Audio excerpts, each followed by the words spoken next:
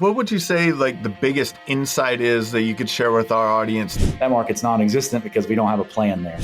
As you go along, right? But that's not the only type of individual that can do this. But now you have to think about it on a deeper level. And the only problem is, though, sometimes you get these people that, are make a plan to plan. You're listening to the Roofing Success Podcast, a show created to inspire roofing contractors to achieve optimal success in their roofing businesses.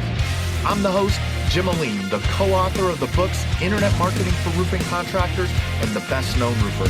I'm also the co-founder of Roofer Marketers, the leading digital marketing agency for the roofing industry.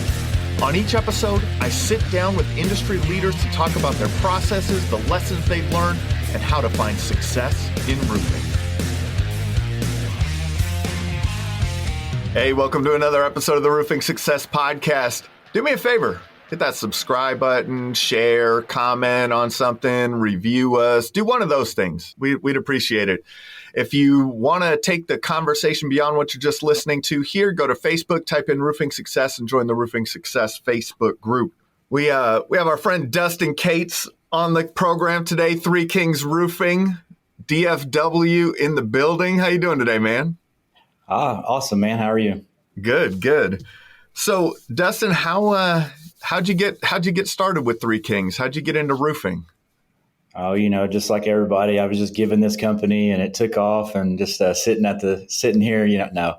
I'd been in sales and marketing pretty much my entire life and played sports when I was in college and stuff like that, pretty competitive guy, but was in between kind of jobs of a job that I got released from / quit, whatever you want to call that. Just kind of interviewed on accident with some roofing companies, had no idea what roofing was, kind of thought, it was one of those lotions and potions, Mary Kay or Avocare type. You sign up to, you get paid $1 million kind of, ad. So I was a little skeptical. Didn't get paid for 6 weeks. That kind of was weird, at that particular time. I just didn't understand it, didn't know anything about it. I was in Firehouse Subs though one day, and this guy walked in, a kid actually, and just kind of a country looking kid with a tape measure on his belt. I just saw the big truck out of the corner of my eye when I walked in. I was like, that truck says roofing on the side of it. So maybe there's something to this. And sure enough, it's a roofing truck because, everybody in Texas drives big roofing trucks. And so I'm going to figure this out. I called my brothers who are twins and said, hey, what do y'all think about, maybe getting into roofing or starting a roofing company? Like, oh yeah, our hometown just got hit. It's a little bitty town of Graham. And so they already knew about it. I had no idea. And so it was just kind of from there, winging it and starting. And so that's the start, I guess, easiest explanation of how I stepped into it. What year was that? 2010. Okay. So what's it looked like for you from, in the last 12 years? Oh man, it's been ups and downs, triumphs, tribulations, hurdles, bad partnerships, things that happen along the way with that. Met some great people. Had some people that have been here for over 6 years, so we've got some retention. But yeah, there's always changing and trying to advance. A lot of our mentors and gurus and stuff like that have talked about the book, like the people that helped you get here aren't the people that are going to help you get there. I think is the name of one book, which is seemed to be very, very true, and in my experience at least. So yeah, just kind of going through the changes and the struggles and the triumphs of business. So it's been a wild ride. It always is, right? Like there's no like lineal path in business, right? It's not like, oh, look, we just continuously have less and less problems year after year, right? It's just, a lot of times it's just different problems. Let's talk about your partnership struggles that you've had. I think that may, I personally in my business outside of doing this podcast, I have a business partner and we've really make it work really well. But I think that the key to that was that we have defined our roles very well. Mm-hmm. And we trust each other and we trust each other because both of us do our job. How have your partnerships, the struggles that you had in your partnerships, what did those look like? Man, like I said, when I initially started, it was two brothers that were twins. and one of them, they got in a fight with each other because one of them wasn't doing anything but was stealing, taking money maybe he didn't deserve or shouldn't have been taken without accountability to it or whatever. And so they got in a big fight, and he kind of told us to F off at kind of an infancy of our company. So that he walked away in that regard, and they didn't talk for a few years. And then my other one I was in business with for a while, try to do the whole thing of extorting me for, getting mad about something that was pretty petty and minor and, kicking me off a bank account and saying, hey, it's going to be this way or you can pay me off. And I paid him off. And so that's how I had 100%. Like I said, that's a bad decision on both of their parts because those cash outs were pretty terrible from what it is today. Yeah. Then, I got married to the wrong family. Ex-wife, can't regret anything. So got my daughter out of this situation, but she's the most expensive child in history, I think, because, her mother won, but, that's everybody goes through that. Her brothers, though, wanted minority partnerships. One of them was selling and made, $500,000 in 6 months, and has only been there like a year. And his 18th month is probably making like $600,000+ for that year. Wanted some kind of minority ownership. The other brother had worked with me for about 8 months, and they kind of wanted to do these things. I'm like, okay, well, I've done this before, and I don't know why you want it because it's more work for less money, more than likely. You got to earn your money. So they get into it. The one that was making a lot of money kind of got disgruntled, and he was doing some things. So it doesn't matter. He sued us, thinking that we told on him for cheating on his ex or whatever, or not his ex, his wife who was pregnant. Just a drama, that's what happens with family, just a drama. Yeah. And he lost wildly on that one, which I'm not happy about. I mean, that was a sad situation. The other one stayed in business with me until last November. But there was some things that went on, kind of like attempting a coup is what I would call it, going to people within the company, trying to interview him to exit the company and talk about these things. And he got caught. And so we had that falling out, and, he's taking the buyout, from what it was minus damages and all that kind of stuff. And that just is what it is. They say it's just business. I just feel like there's a lot of ways that you can do business. And so, the things that have gone on, I'm not walking around, lighting people up, screwing people, kick them out of the company. Nothing like that is anything I've ever done. It's always been, I get people to go from kind of the mud to flying, and then they fly away, versus kind of, rolling here or whatever. And so that's what I've learned, and trying to, I'm not pointing the blame at anybody but myself. I've got myself into these situations and got to figure out how to be stronger and know what you're doing going forward. And there's a lot of things that go into that, which I've learned not recently, but I've implemented a lot stronger recently. So I don't have these same types of things happen again. So what are some of those things? What are some of the things that people can do to kind of, limit that type of exposure to those, to bad partnerships like that?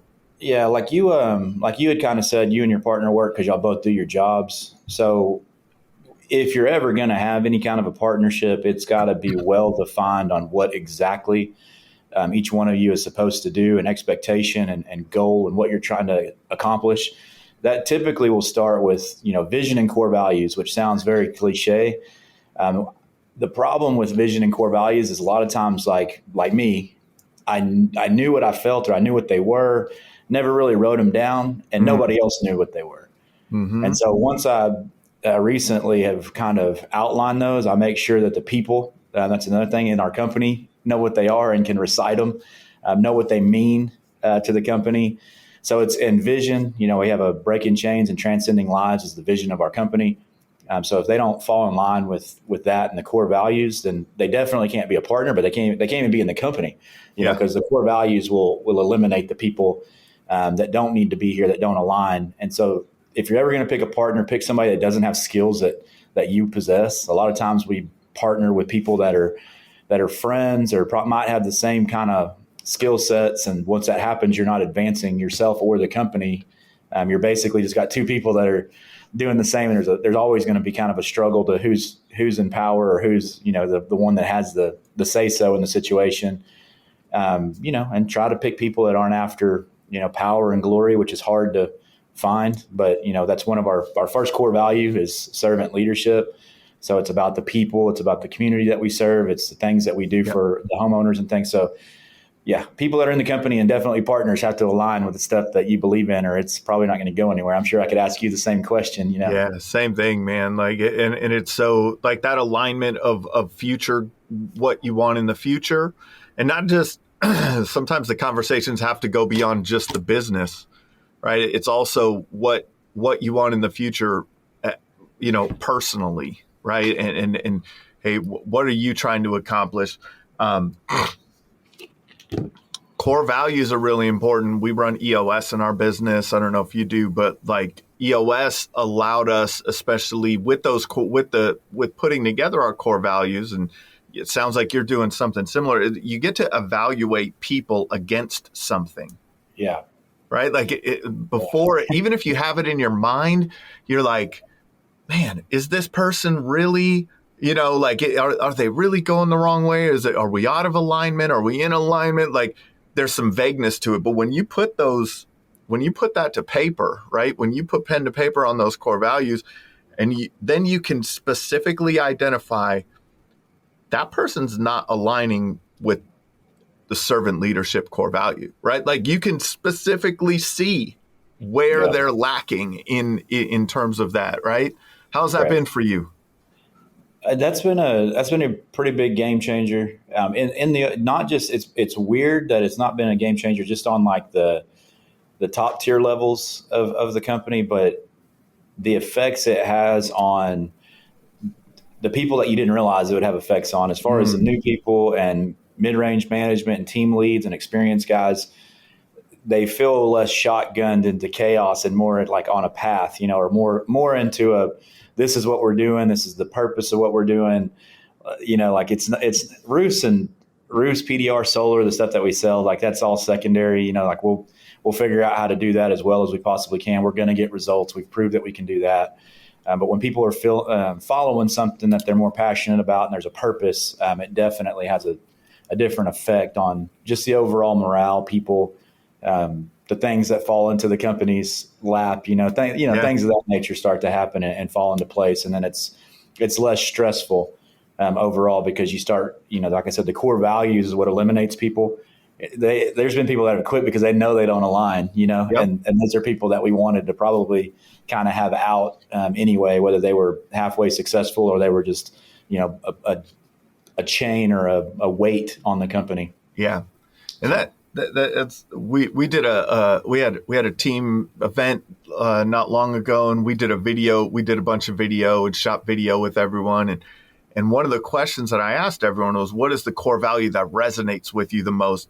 And I wasn't even thinking that, like, I wasn't sure if they would even have the answer, right? Like, but every single one of them had the answer. Something. They were like, yeah, this is what resonates with me the most. This is what, and I was like, wow, it was an enlightening thing. Like, yeah, people are like, they're with us on this, right? You're making me want to take this computer and walk across the room.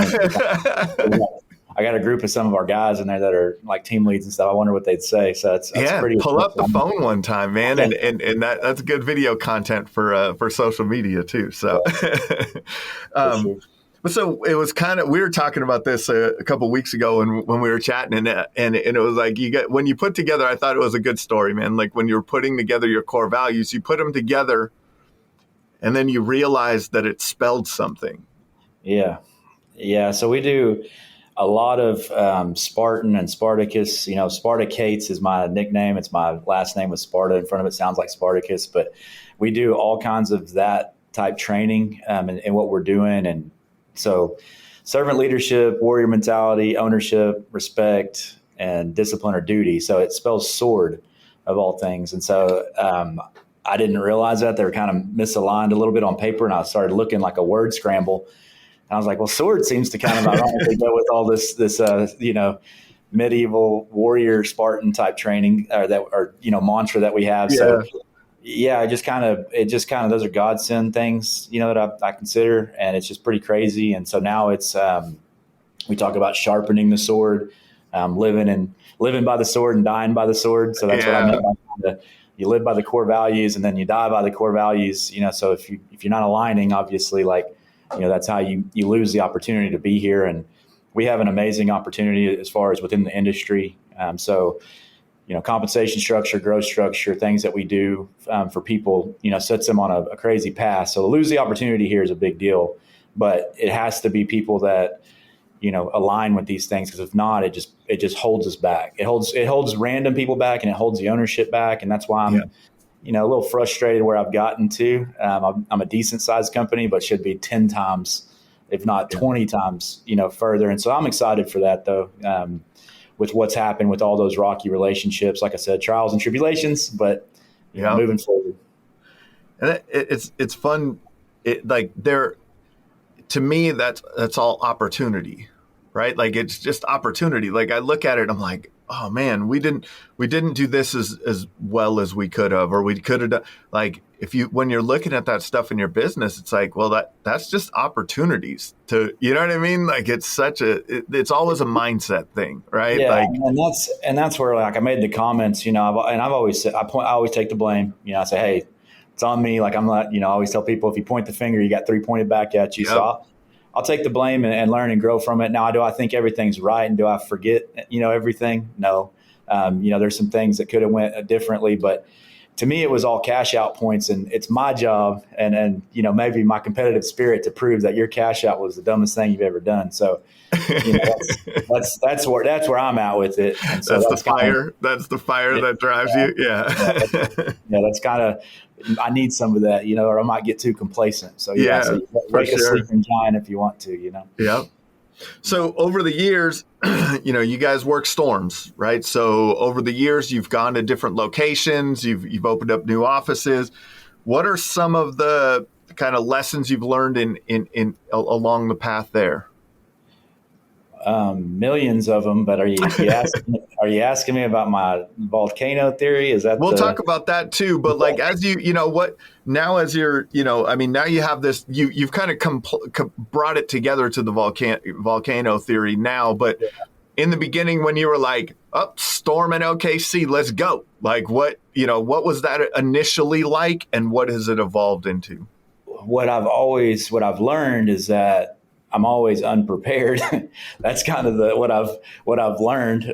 Is it's just always unprepared, scrambling, feet first. Jump into the fire and go to battle out there, and kind of that's why we have this warrior mentality as one of our core values. And so that's a big learning curve, and there's a lot of things you can do to be successful or screw that up. And some of it's just you don't back down, and because you go into some cult markets, you go into some places that are, it's hard. Like, who the hell are you? And they're pretty savvy, or they get, frequent storms, and they've got, large companies that are in these markets that you're butting up against. And so it's kind of, are you going to make a move, or are you just going to be eating scraps your whole life? Is kind of, the mentality. But yeah, learning that process is something that, it can be really expensive. That's another thing I learned. It can be a very expensive venture.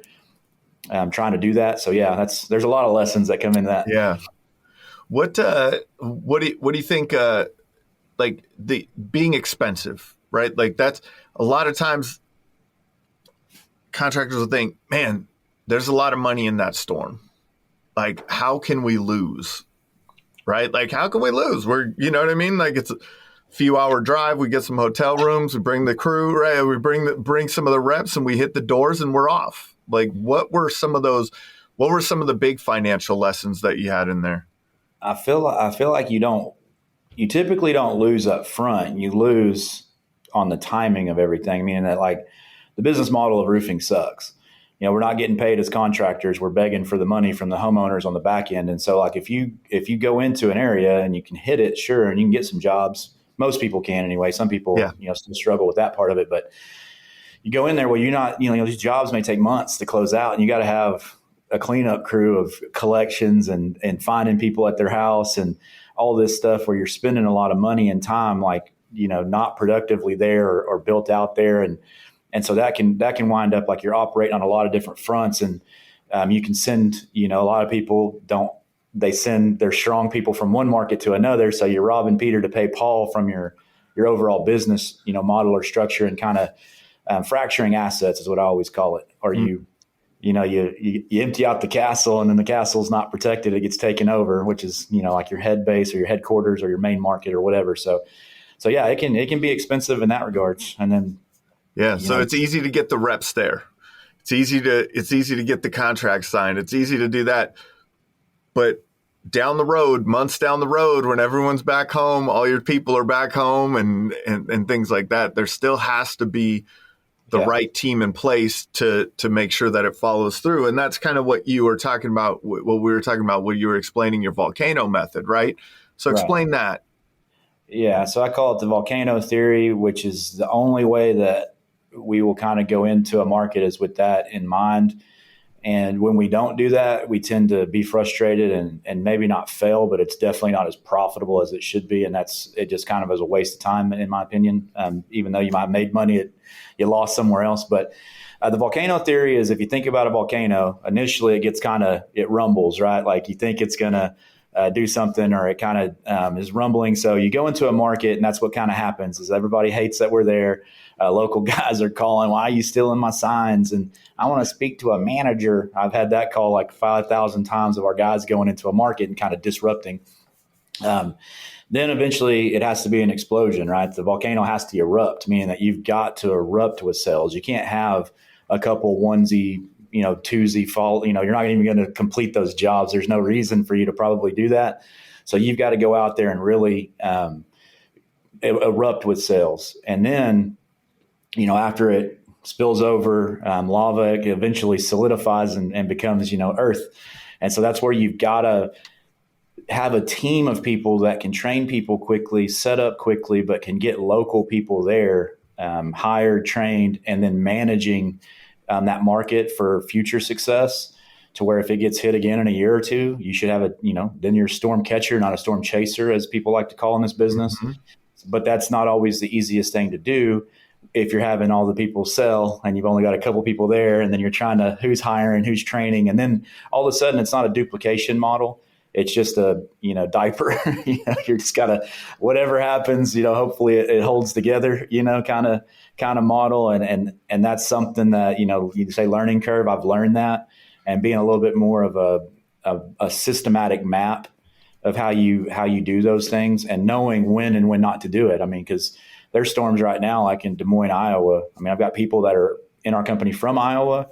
We didn't go into that storm because we had been fracturing assets and having to take away from a lot of things we're doing in some areas that it would have been another undertaking for the year. Yeah. And I know some guys are out there doing well with that storm, but sometimes you got to know something's there, and you got to keep focusing and keep your head down on what you're doing so that it's set up correctly, versus just shotgunning and making it chaotic, and not really being a jack of all trades and a king of nothing, or whatever you say. I think that's the saying, something like that. So So as it erupts, you're coming in with salespeople, right? That's what you're making. You're making it erupt with salespeople. As it hardens, what are the key positions and roles that you need to have in that location that you want from those the local hires for that long-term, kind of long-term presence there? Yeah. And that's the hard one. That's where that's the hard one, is that those people they're hard to find sometimes, because like that. And that's where, like, a lot of times what ends up happening is somebody in our company gets a semi promotion and may have to move, and I don't like that, but sometimes that's, people are willing and able to do that. And so we've got people that, move to these areas and then end up running that market as kind of like the VP of sales of a market, or a field trainer, or whatever it is. But you got to have somebody there that can still, get you revenue, right? You still have to have people there that can generate revenue, that aren't from other markets, that can go back home, so you got to have local sales guys. And then you got to have somebody that understands, hey, our collections, our sales training, our hiring, stuff like that. We've got to still solidify doing that over the course of time, right? Whether it's slow or it's fast, you still want to be growing. And so that's where, like, the other businesses that we're in take effect, like solar, for instance, helps in the regards of, that's another branch of business. Windows, things of this nature are not all just hail related. You can actually build a business, in some of these markets might be primarily that for a while. Then there's storms and you're kind of there, so you got to kind of use the tools and synergies that you can as a business as well, smartly, to be able to be set up for long-term success. Or you got to know, hey, we're going straight in there to hit it and run, right? Like if you're going in there to hit it and run, then know that's what you're doing and go with that. But don't spend a year and a half, with offices and paying people's hotels and whatever, Airbnbs and all that stuff, because then you just wind up saying, hey, we didn't make anything, or we made very little when you really, really look at the factors. So I like, and I've heard this from a couple of contractors who have really successfully gone into markets. They've brought someone from that home core team on board to run that new location, and essentially as a promotion, right? They've brought them in, and because that person, I mean, you could speak to this more, but like, they already know how you operate. They have the culture fit already, right? And then when it's an extension of the culture, right? Like instead of starting from scratch. And when you're not there all the time, it's a different feel, right? Like it's a different feel. For sure. And I mean, that's where, like, when I say the hierarchy of the company too, like I hate a corporate model, and I say we shatter the corporate model. That doesn't mean that there's not things in the corporate chain of command structure and things that you have to have. But like, I talk about the spitting and climbing up the ladder rungs of corporate structure. We don't have that. So when I say promotions, it's typically earned or gained or taken. It's not, we gave it to somebody because we wanted to. It's a lot more fair, I guess, so to speak. And it's a team effort. And so having, somebody that's over the operations, which is basically a COO, that they've got to visit these places. I mean, that's a mistake that in past relationships and some of the frustrations that I have with ex-partners is, you want to have these big salaries and profit shares and all this stuff, but what are you doing that makes it easier on me, the owner, majority or the owner of the company, to where I can't be in? If you're going to be a nationwide company, you don't see the CEO at every single market of any corporation or any company that's going to do that. You've got to have good people that touch base with these people, because we've made the mistake of having markets where, we did pretty well initially. We had some people there that had been with the company a little bit, and then they just aren't visited, aren't touched, and they feel disconnected from the company. That's another thing with culture and making sure, like, we started having, quarterly meetings that everybody has to come to a location and doing like all the rewards and incentives and all that stuff in front of everyone versus just, having, a group me. These guys did awesome, type deal. Cause, Zoom calls I hate because you're speaking into a hole. You don't get the emotion and the camaraderie. And so that is something that's hard, is keeping that culture and that family business touch, feeling with everything. And so you've got to have good people that and that's where, like I said, the foundation of the core values and vision, that's why I'm so big on that, is because the people that align with that can, duplicate that potentially. That's why they've got to know what they are and be able to recite it so they can teach it. And then it does continue across the board, and you can try to solidify, like I'm talking about in the volcano theory. But sometimes it doesn't happen. Sometimes you erupt in sales, you don't solidify anything, then you're walking through lava. Your money is anyway. It's melting. So that's right. Your money's burning up. Let's talk about maybe how do you find how have you found the right people for and maybe on the other side of that, how do you know quickly when they're not? I think that's every business owner's struggle. Those are, I believe in, I'm a faithful dude, and sometimes it's just, if you're doing the right things, God will send the right people, and you just got to know it when you see it sometimes. And not having too many preconceived judgments or notions of people. Like, that's the weirdest thing that I have to tell my guys that are in recruiting and training and hiring and stuff. Want to go look for certain type of individuals. There's companies out there that all they want to do is hire fitness people, because they think that they look good and they're disciplined. I get that, and they are, and they've done a really good job with the companies that I'm referring to. But that's not the only type of individual that can do this, well. And some of those people can't manage, like good salespeople aren't good managers usually. I found that out the hard way too.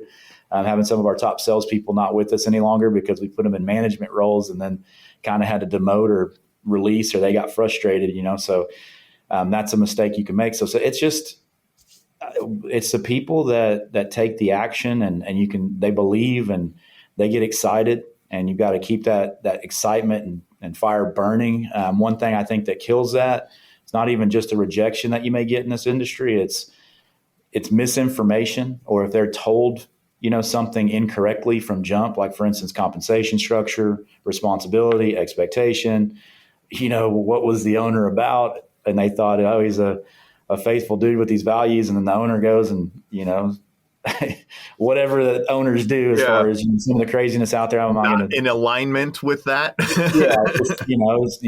I've never missed a payroll. Never screwed people that out of money. I mean, as far as people, they've tried. The only thing that's ever happened is if they took money that, out of a job, or that they took from the company and I owed them X and they took X. Yeah, sure. I'm going to pay you what the difference is. Or if I'm in the hole, I ate that, you know what I mean? Yeah. Like I didn't come after you for it, but I take pride in, I pay people, take care of people, and, don't operate that kind of way. I like to have fun. Like I said, I'm faithful. I like to have a good time, but, not one of these guys that's on drugs, blowing all the company money on, crazy stuff, and then not paying people, or, not paying subcontractors and things of that nature. So, those things are big deals. And so if you can have people that just get excited and keep them excited, those are usually the right people. Those are the people that'll kind of line up and run through walls, and you got to be in it with them. You can't ask somebody to go do something that you wouldn't do or have probably never done. And that's a hard thing to do, and I've opened up markets. I built the company from the ground up. So every single thing that's out there, I know how to do. And I think people respect that are here. They know that I've laid out a blueprint, and I've just tried to perfect it over time, with trials and tribulations and errors and amazing things that I've came up with, processes and stuff too. So like I said, just putting in, some people that amplify that and have skills that I don't, it's kind of the thing. And then I feel like the right people always show up when they're supposed to. Yeah, that's a lesson in leadership, right? Is that, first of all, it's understanding, it's being willing to do the work, right? And leading by example, that's always the number one thing, right? Like if you're leading by example, if you're in it with everyone, you're willing to go to the trenches too. That shows that there's something to that. On the other side of that is if you realize that you are not as good at this specific thing, you're bringing in the right people to fill those gaps, right? And not letting ego get in the way. Yeah, for sure. Like, I mean, I'm a visionary. I'm a sales guy. I can go out there and sell with the best of them. Can I go to every house and sell these days? No. People put me in front of people, clients, whatever. I'll still help them. Yep. To this day, still help my guys. Most of our successful markets, for whatever reason, I've touched down there before anyone, whether I scouted it better or just knew what the opportunity was better. It seems to be that the ones that I've went to personally are the ones that accelerate the fastest. And I don't know why that is, but I still do that. And then we've got guys that, are hustlers now that, like I said, I've kind of relocated some people, for instance, our Oklahoma market. A guy's been out there now for a couple of years, and, we've had that market kind of solidified and running and existence, not to say like our Colorado market, right? Like we've tried to send individuals out there by themselves kind of without this plan, because that was the market we started probably 5-6 years ago. That market's non-existent because we don't have a plan there. You know what I mean? We don't have the people in place. And so, it's kind of got to know when to backtrack too. You can't just, claim that you're all over the place if you don't want to be, or there's not the right area, or you don't have the right tools and people there. So you got to know when to do that too. I was talking to another contractor, top 100 roofing contractor. We'll have a podcast episode coming out soon too, but with him, but he had pulled back out of all the markets that he left and just focused on home base and doubled the size of the company by doing that. Right? And that's what I was saying by fracturing your assets. Yeah. This year, because like I said, last November-ish is when I split from the partnership I was in for a couple years and got really, really, really heavily involved. I had to take over every single role in the company, because change comp structure, change management structure, all this different stuff. And so, and I kept talking about the supernova effect. And I was talking about, because we, were running around the storms this year and we were taking some new strong people, but they were on their own in certain places. And I was like, hey, you got to come back to the core. It's got to be like a supernova that you get so well here in Dallas Fort Worth, then you can copycat that, or then they can go. But you're not, if you go out here and make $2 million, $3 million in sales in a market, but you cost yourself, 4 or 5 in DFW, or 3 or 2, whatever it is, that the guys that got sent out, like, you still didn't win. It's not just being in so many areas and so many people. That's where my ex-partnership was always like, oh, we're growing. I'm like, if the expenses are twice as high, you know what I mean? We bought the numbers. We didn't grow. It's not just being in different areas. That's not growth. Growth is, profitability and growing properly, or getting in somewhere that, you actually are increasing, your market share, not just the spreading it out, basically. So maybe let's talk about that a little bit, because I think a lot of times contractors will have those 8-figure aspirations, right? And you've achieved those multiple 8 figures, you know what I mean? And they look at that because when they are $1 million company startup, it's just them. They look at their net profit to them at that time. And it's like, oh, if I get this to 10, 15, 30, like, oh my goodness. But things change as you go along, right? As recently as today, I'm trying to outline a compensation structure for hierarchy and things, and figuring out, like, what the money that I make at X, or the company makes at X revenue. Now I've got to do this revenue, but is it better or worse or easier? So right. Yeah, like that's where you take on overhead, and that's where, that's a scary thing. And it's still to this day, you got to be careful, but you can't be fearful, but you gotta be careful, I guess, is the thing. I don't even know about careful. It's more just strategic, I guess, is what I would say. So you need to have people like the operations guy that I'm working with, and kind of, recently, put in that role, as a ex-military officer. And so he's used to having large organizations of people that, structure wise, he lines out operations plans, things of that nature. Well, that's a skill that, like I said, I may be a visionary, but hey, how do you, can you implement this? Can you put out the SOP? Can you duplicate this easily where, we can boom, boom, boom. And so, but figuring out the cost involved with how do you pay these people, and, how do you make it, worth their time to chase this stuff and build this stuff with you is crucial. And that's something that, like, do I have the 100% right answer to? I don't know, but it's not always, like I said, revenue. That is not the determining factor of if your business is very successful. I know companies that are out there that do 100 million, but they do mostly new build. And so the margin is maybe 10 or less percent. Well, if you're making 30 or 40% on, 15, 20 million, it's the same number, or whatever. So, like, you're the same size company, or as far as profitability, if that's the name of the game. And so it's not always just that revenue number that you're after. It really comes down to your operational procedures, to your margins, to, are you gaining more market share and revenue, more profitably, or are you spending the money? That's what I was saying earlier, the X partnership was like, oh, we grew in revenue. So what? We spent so much more money. We might as well not have done that. You know what I mean? Like, might as well go back down to having 5 guys here and just making this easy and less headache, Yeah. And so that's always the thing, is like, the growth has to, if you don't have that system and that roadmap and that operational structure, you're not ready to grow. And that was something that I fought, because I just thought, hey, I can go out there and win, just competitive nature. And I'm a Taurus. I don't know if you believe in the zodiac, but it's a bull. And so I just say, I see red and I run through walls or whatever, and then open it up for everybody, or, that kind of thing. Or I, shoot first, identify the bodies later. It's kind of my style. And sometimes you need that field general or that watchtower person that kind of, hey, these are some potential problems, if we go after this, to kind of have a balance, but you can't run make a plan. around that obstacle instead of through it, please. Right.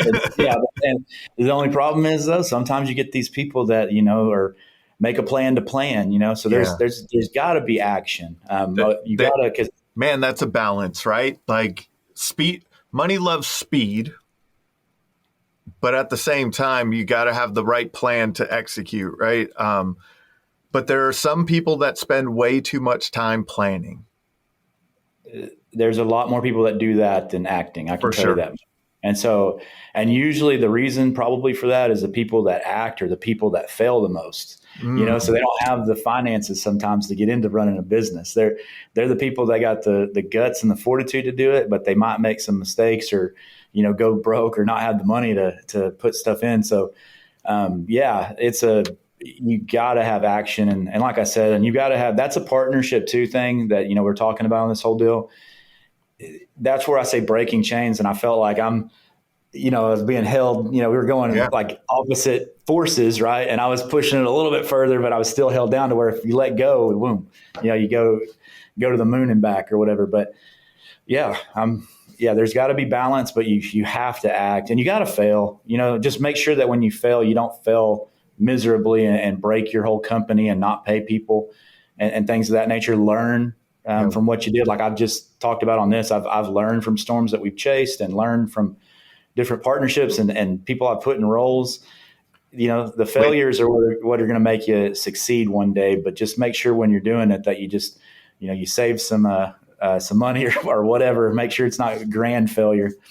Yeah. Wins or lessons, right? Like that's all. There's wins or lessons, but it's acting on those lessons. Don't, what's that Albert Einstein, definition of insanity, doing the same thing over and over again, expecting different results, right? Like, and make the adjustments. Like if you're on the field, if you're on the football field, it's 3 and out. You're 3 and out on this one, right? You make adjustments. Oh, they're running this kind of, they're making adjustments to the defenses or they're okay. Let's pass the ball more, run the ball more. Let's try another aspect to move this thing forward. Yeah. And like I said, I'm highly, highly competitive and drive. And I guess that's what keeps me doing certain things, but there's always a path to victory. It's just a matter of if you can figure it out in enough time to win the game, so that's kind of my thing is I'm always thinking and tinkering and trying not to, demoralize sales forces and stuff like that and trying to make it make sense to the company and them and motivating and being a good person. A good person goes a long way to where, like you got the best interest in mind and people know that you do as well.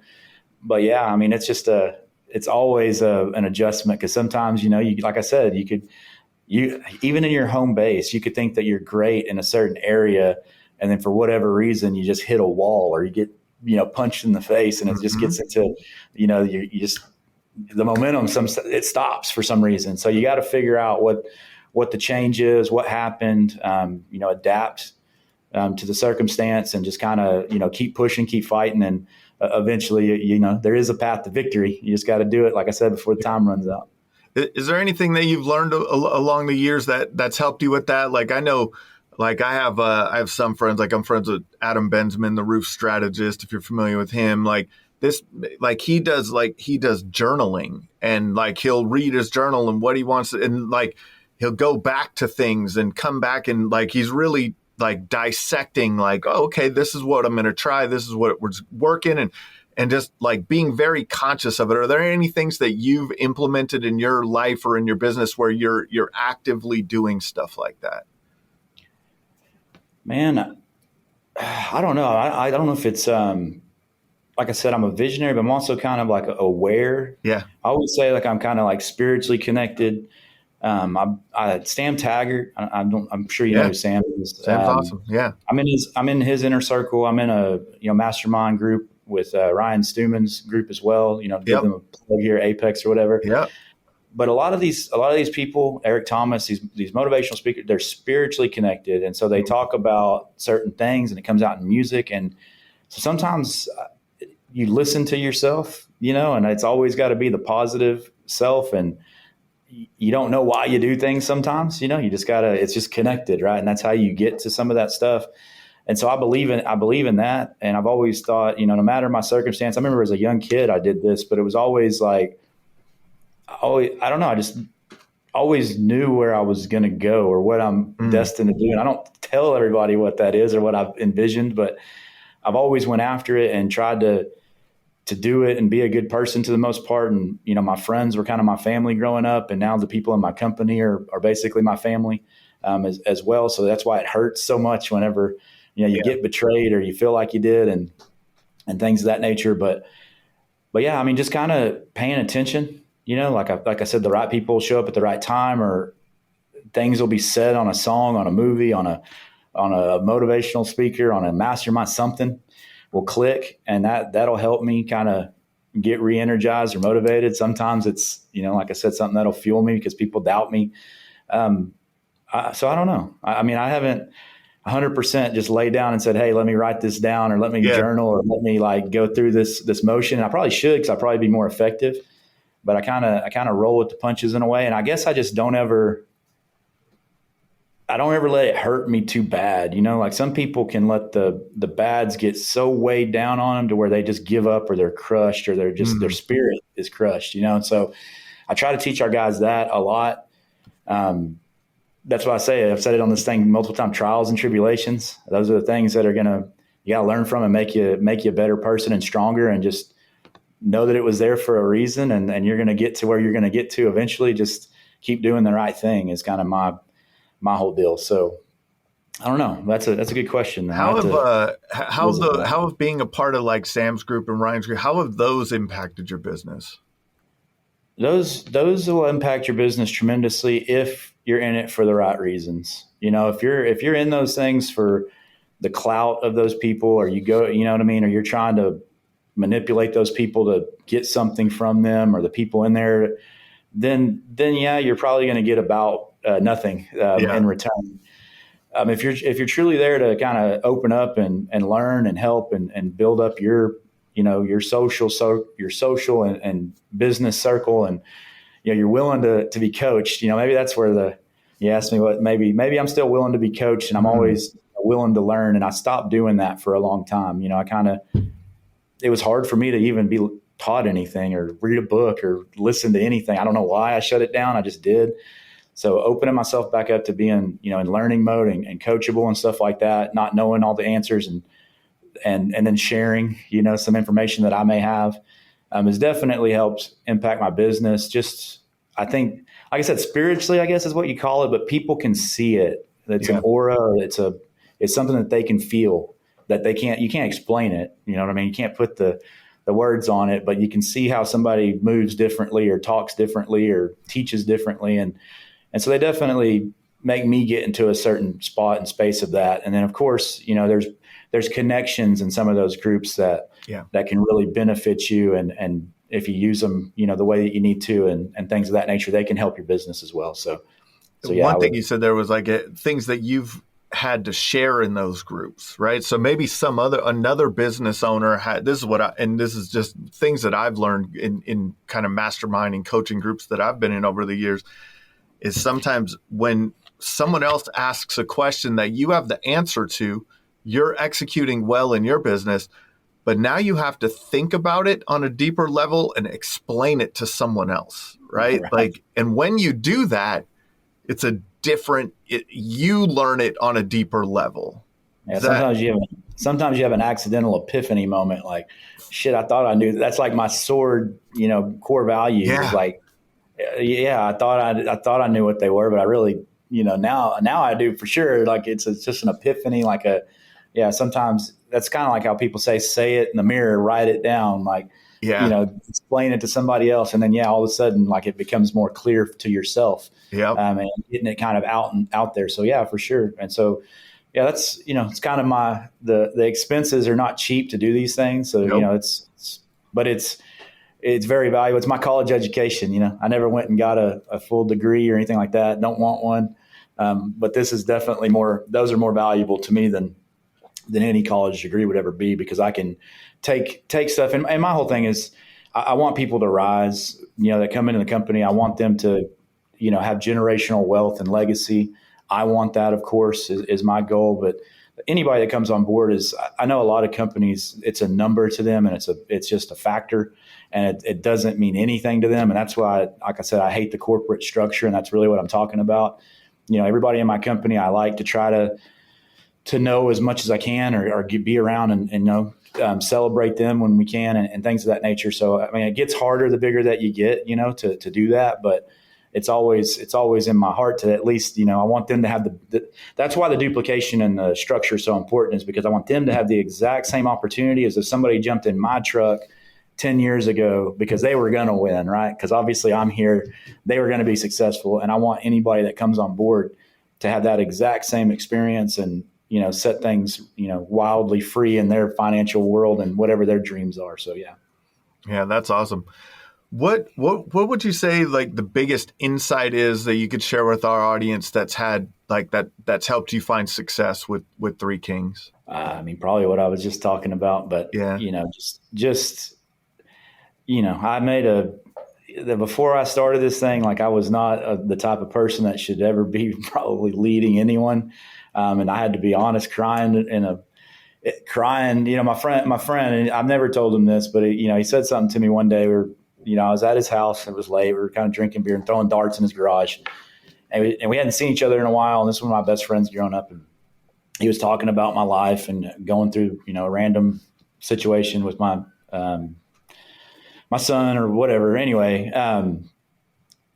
but he said we got to talking, and, I kind of was making up stuff about how I was actually doing. If I was telling the truth, I'd have been like, not that great, like, it's not having that much fun right this second. But, talking, you don't do that normally. You kind of,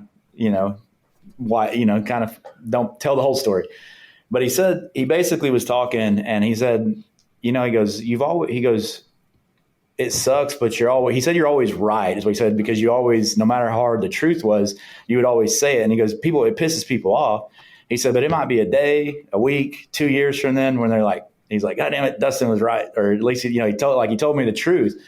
And the reason that I'm going to tell you this story about how I was kind of like, in tears when I'm leaving, because I'm talking to myself and just kind of, the only person that I wasn't telling the truth was myself. I couldn't look at myself in the mirror and be like, hey, I ain't telling myself the truth. I know that, I basically was praying. I said, there's a lot of people that are powerful that could do great things that do nothing. I said, if you'll ever give me the opportunity to be powerful, I'll always do great things. And so, yeah, that's kind of that's what I've always tried to, hold true to that promise. That's awesome, man. That's probably the only insight that I can tell you, that, other than sounding like a Bible thumper or something, which I'm not, but that was, a promise that I've always tried to keep. And yeah, that's awesome.